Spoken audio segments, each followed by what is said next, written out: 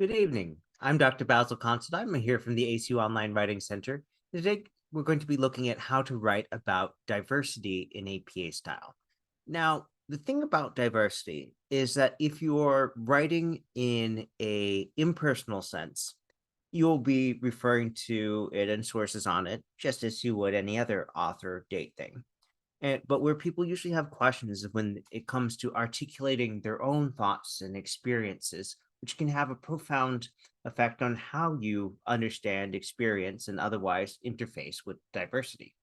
So today we're going to be taking a look at a assignment that happens to involve doing just that, writing about diversity, and then we will look at how to navigate these challenges and how to more fully and richly capture your ideas while following the precepts of APA style and clearly grounding these is part of a larger scholarly discussion.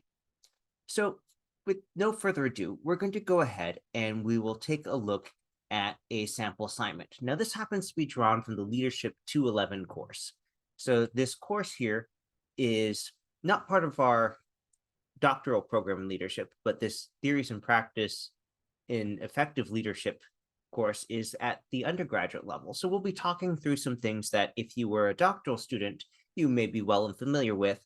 But for our purposes here, we want to make sure that there's a clear understanding of what is expected and how to write about these personal thoughts, experiences, and relate that to the larger scholarly knowledge and discussion.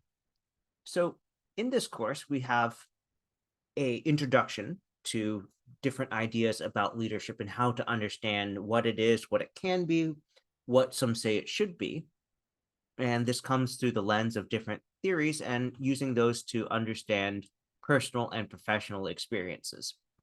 And whenever there's a culminating assignment like this, and week 6 is definitely bringing a lot of stuff together, whenever there's a culminating assignment, I recommend looking back at the course description and see what big picture stuff you might integrate into the assignment.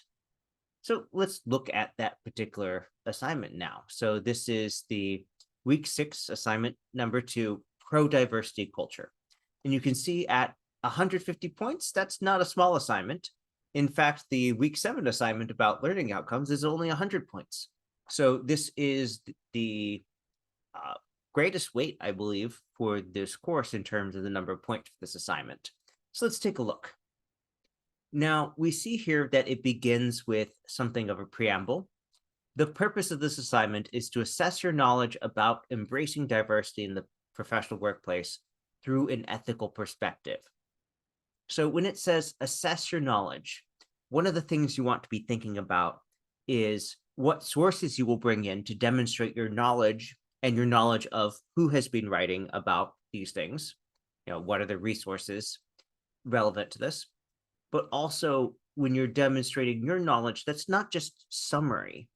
So summary is when you distill the ideas into a more concise form or distill it to the things that are most relevant.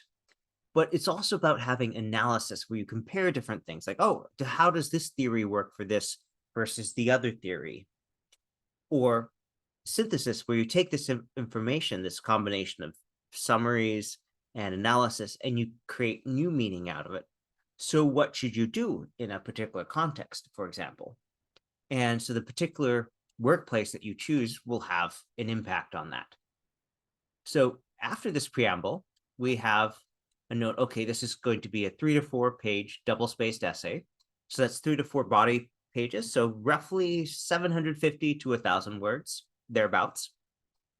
And then we have the actual assignment description, and then here's reminders about APA style. So the assignment description itself says, identify factors that promote a pro-diversity culture and how to implement each of those steps within a professional working environment. Identify and discuss how to remove obstacles that can potentially deter a pro-diversity culture in the workplace.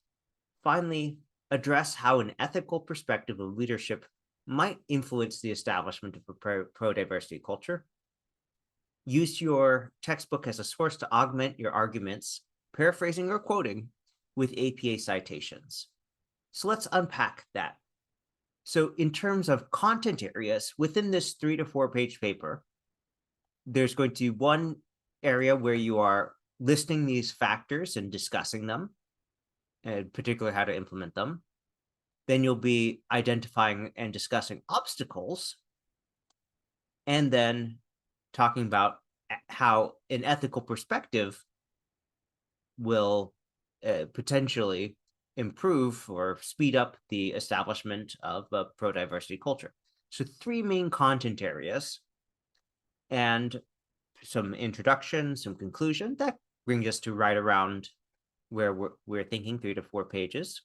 But let's take a look at the rubric here. So this is talking about the first element, the second, the third, and oh, hey, let's zoom out a little bit. So we identified 3 content areas. And the first one was identify factors to promote a pro-diversity culture and how to implement that. So note that these are 2 separate sections. And then this is the second content area. This is the third. Now this gets 25 points. This gets 25 points.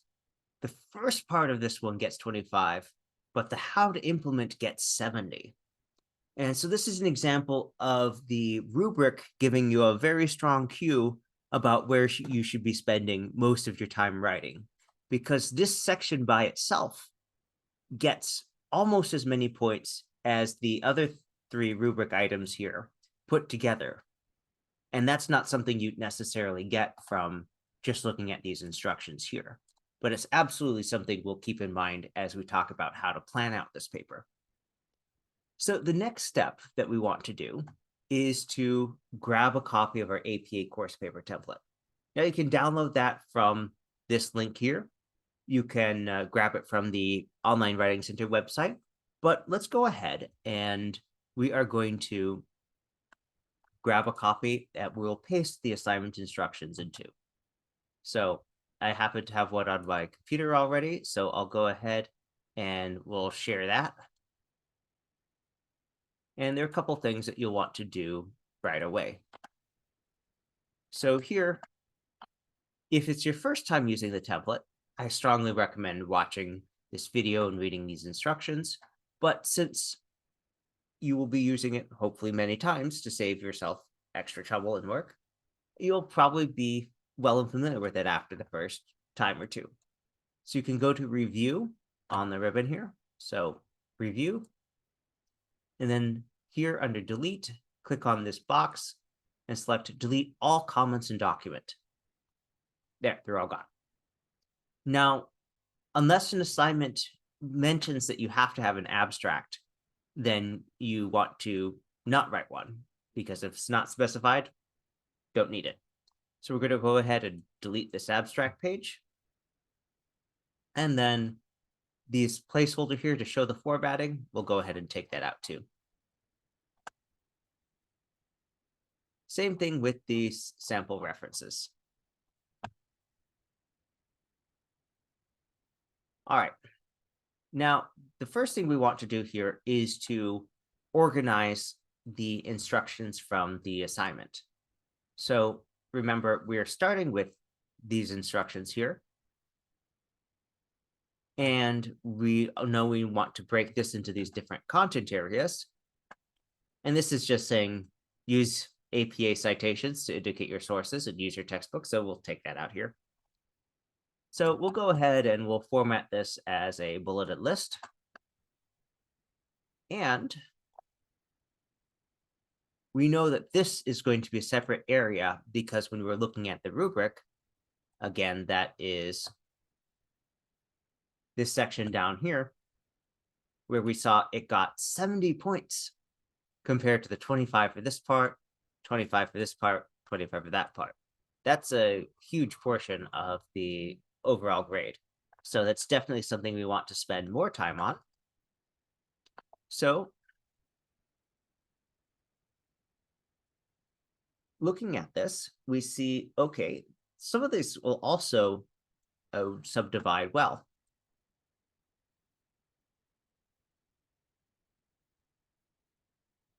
That list of obstacles that's coming from the identify obstacles. So you'll probably want to start with here's a list, and then how to remove each obstacle, and then list them in the order there. And then here, there'll be some number of factors, and I don't know how many you'll have. This will be based on your reading, for example, but there'll be several at least.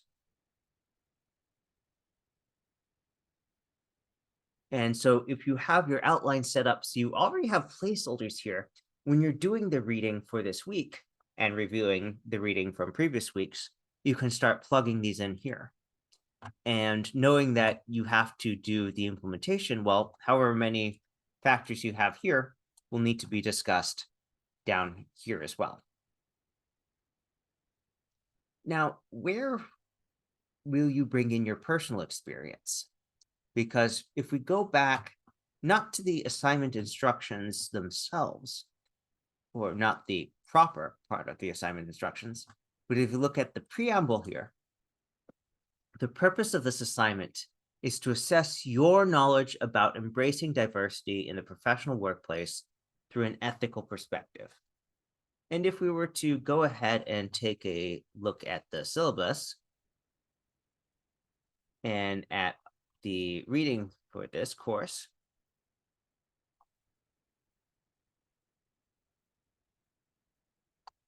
we have our textbook here, which we've been instructed should be getting cited. So we'll definitely want this in our reference list and definitely want to make citations to show where we got information. So starting with this, we can go ahead and copy and paste this into our references list. Now, the instructions say to cite it, so we know it's going to be in there somewhere. And the first thing I'd suggest doing is match destination formatting. So that changes the font. And now we have some minor modifications that we need to make this APA compliant.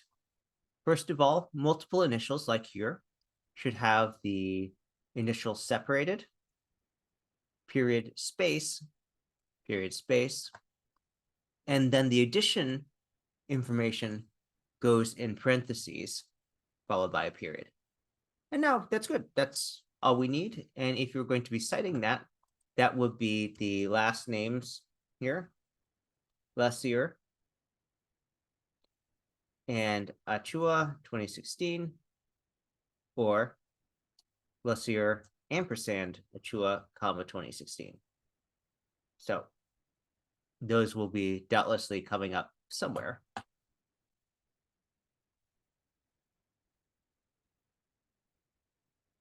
And here's an example of how that might come up. Lucier and Achua identified as one of the most common factors preventing, or in this case, we're talking about promoting,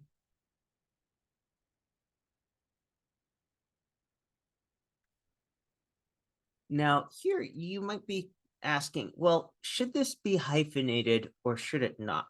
Because it is absolutely true that in APA style, that many common prefixes like pre and post are not hyphenated. And the answer here is that the most common prefixes are not hyphenated normally in APA style. But if you want to check that, there is actually a list for those that happens to be on page 164 of the APA style manual. And if I look at this, I see under P, phobia, post, pre, pseudo. So pro-diversity should actually be hyphenated. Common mistake. It's understandable, but we've checked the reference and see, okay, let's not lose any points there. Let's make sure we have the correct formatting. Okay, so factor one, Lucier and Achua identified whatever as one of the most common things. You could also write something, whatever it is,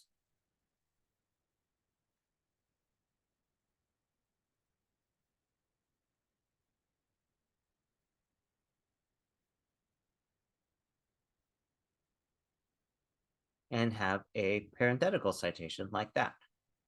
So that's just your normal summary sentence in APA style. You're saying, oh, these people found this fact. Here's this fact, comes from this source. But remember, this particular assignment is assessing your knowledge about embracing diversity, which could involve you're talking about a specific workplace that you have familiarity with. And so you might have a sentence with something like this. In my own workplace, this is a context you're identifying, which includes many student workers from different backgrounds being paired or being mixed into small groups or being mixed into diverse small groups is an important factor promoting a pro-diversity culture. Now, that's a great statement, but how do you know that? And that's not something that so far the sentence tells us. Now, it might be something where someone has said that you're going to cite it, in which case it would be something like this.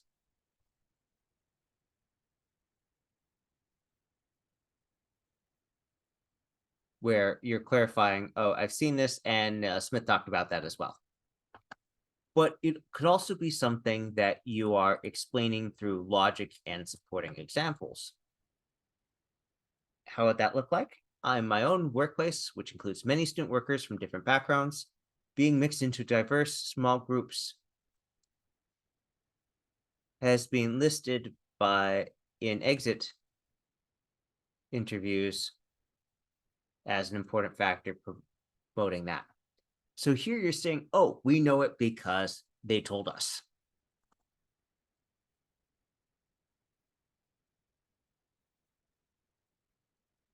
And we do want to make sure that we have clear what pro-diversity is describing. It's describing an environment. So whatever it is there, you can certainly make a comment about a situation that you're familiar with, as long as you tell us how you know that. Oh, as noted by Smith, or through interviews. And there is another way where if someone told you, oh, this is my experience, or this is what I've observed,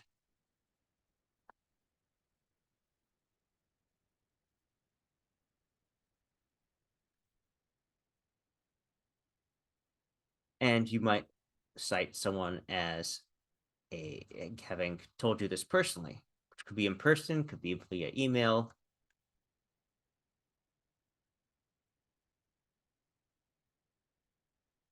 And so this is saying, oh, how do you know this? Oh, P. Smith sent you a personal communication then. All right. So let's talk about how to implement each of those steps, because this is something where you might be summarizing from the reading. You also might be giving your own personal perspective. Now, summarizing from the reading, I don't think you'll have a problem with that. Now, but talking about your own experience or beliefs or other factors like that, how would you do that? Well, in my 7 years,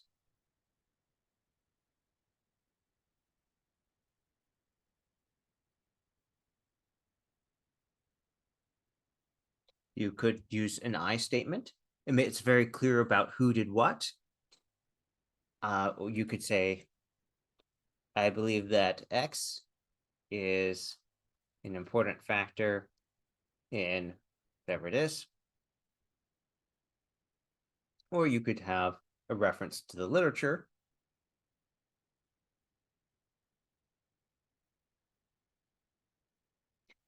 that relates it to your workplace, rather like this.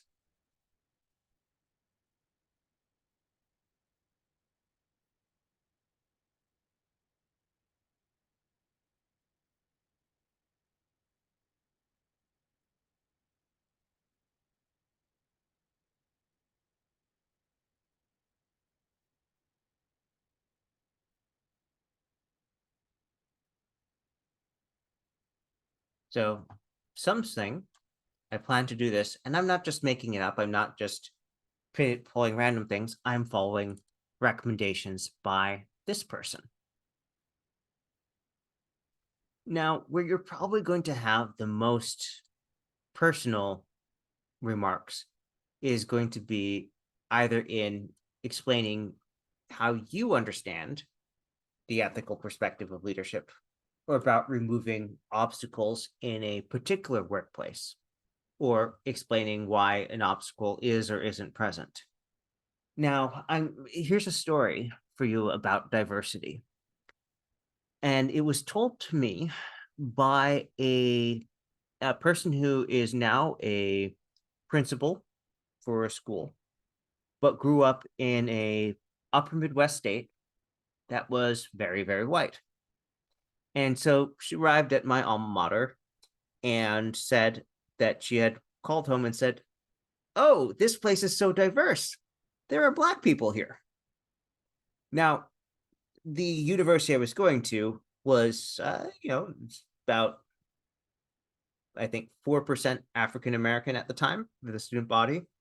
And, something where around 20% Hispanic and 1 or 2% Asian. And so I would not have said that it was terribly diverse, certainly not super diverse by Southern California standards. But what was she comparing it? Well, she was from small town Minnesota. I don't believe there was anyone of non-Caucasian descent in that town. And I've lived in Minnesota and traveled in Minnesota, and there have been many times where I've gone to a place where people say, "Oh, I've never met someone of your background before." So diversity can be very relative, and the solutions to diversity can also be relative to the conditions there. So you might say, although X is a common obstacle, and then have a citation to, this is how I know it. In my workplace, it is not because, and then, might list the geography, the neighborhood, access to transit, cost, any of these factors that might affect who does what where and forming that workplace. And diversity is not just having people from what are in the US minority populations, but it's also about how these are or aren't mixed. Gender can be in terms of, diversity can be in terms of age, terms of gender, sexuality, national origin, racial, ethnic history. I worked on a team once where everyone else was of Asian Indian descent. They were in the majority for that group. I was of different descent. And if they were trying to expand the diversity, one way they could do it would be looking at heritage, could be looking at skill sets. And what matters here is not so much the specifics that you have a clear argument about why these are obstacles or how they're obstacles and how to address them. Remember, going back to our assignment instructions, the purpose of the assignment is to assess your knowledge about embracing diversity in the professional workplace through an ethical perspective. So as you are looking at these, you might think of some ways where you could make things more diverse. It's probably not going to be fire people and then only hire people who increase the diversity quotient. That seems rather unethical and not something I'd want to get into with legal. But as you look at this, as you go back to the reading, think about how you might create that ethical through line throughout, including deciding which things that you are going to do to remove obstacles and which you're not. There's a truism that the fastest way to diversify a neighborhood is to make it cheap to move there. Okay. There are lots of things that you probably don't want to do that, and other things you might consider to make it less expensive or keep it from getting as expensive as other places are. Now, in terms of a workplace, that might be something about hiring, that might be something about the atmosphere that you cultivate. I worked for Boston University's IT department for a while, and we had one little office within that that was almost entirely run by international students from Kazakhstan. Why? Because one of those students had years ago taken that job and told people, "Hey, this is a great job. The hours are great. You don't have to work too hard. You can study while you're doing this." And he told his friends who told their friends and later classmates. And so that was something that overall was a point of diversity in the office. By itself, it was an island of not diversity so much as a monoculture. And so how you look at things, there are lots of reasons to say, okay, that's great. You all get along fine. You train each other without our having to do it. Is that something that you want to maintain, even though it might not, in it as that separate group, be a beacon of diversity, even though it is a point of diversity in the larger thing? So there's a lot of room about how you approach this, but we want to keep in mind again how this is being scored. So make sure that the implementation is the largest part of the paper. Since we have 3 to 4 pages length, it's probably after the intro paragraph, we're probably going to have 2 paragraphs on this, probably 2 paragraphs on this, probably 2 paragraphs on this, a little conclusion. But this section is where you might have 3 large or 4 mid-sized paragraphs. It's definitely going to be more than the others because, again, it's getting almost half the points for this assignment. All right, I did promise that this would be a briefer webinar today, so let me go ahead and ask if there are any questions about the things that we've discussed before we wrap up. If you have any questions that come to you after we finish, please feel free to write us at onlinewritingcenter@acu.edu. You can schedule an appointment by going to my.acu.edu and selecting the Online Writing Center from the drop-down and just following the instructions. Or you can also go to the Online Writing Center website. And I'll stick around briefly, but if you have no questions, say good night to you. Bye.